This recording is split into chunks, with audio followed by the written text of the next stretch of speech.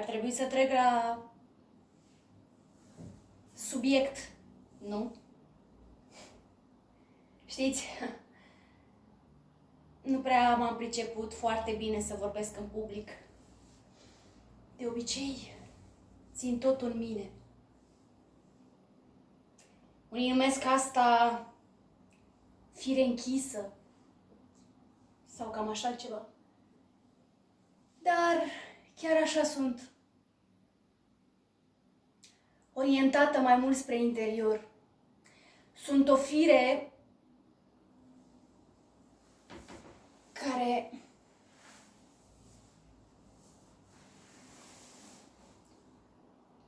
care ține în ea însăși. Și toate astea cred că se trage din felul în care ai crescut, știți, familie, ale. Și chiar așa sunt. Mai mult decât oricum așa. Interiorizat.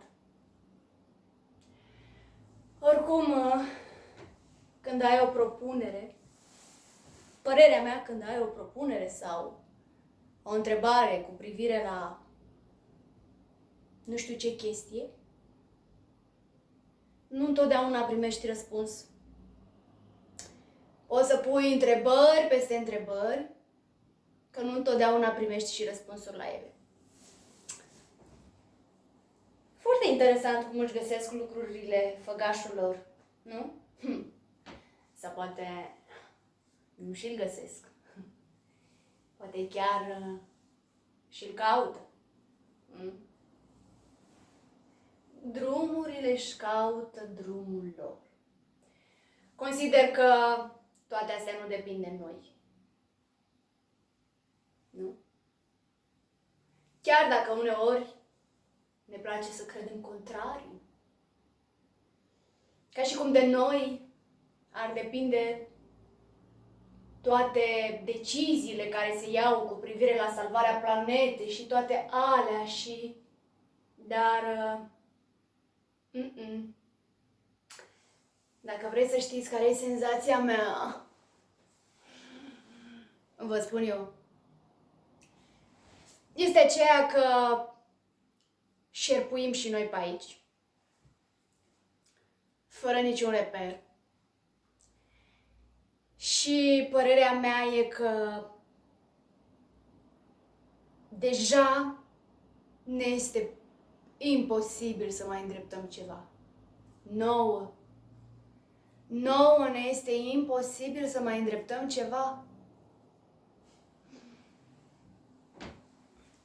Să mai găsim drumul, reperul sau ce-o fi. Nu mai ține. Fiindcă, știți, atâta vreme am făcut mai tâmpenii, încât, după un timp, începi să te obișnuiești și să-ți placă. Asta e. Este un cuvânt grecesc pentru asta. De la el am învățat. Am învățat la școală.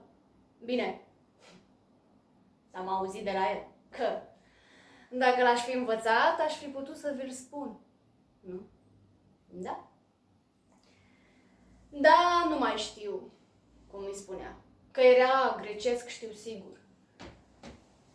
Da, cum îi zice, nu mai știu. Nu mai știu. Dar da? Nu. A trecut prea multă vreme de atunci. Era ceva cum că oamenii fac nu știu ce chestii, sau cum își ies din matca lor, sau cum se învârt într-un sens incorect față de cel care ar trebui, și cum problemele pe care noi le avem, oamenii, de fapt noi suntem de vină pentru ele. Cum spunea domn profesor. Oamenii, care de fapt sunt și muritori, ei sunt de vină. Oricum,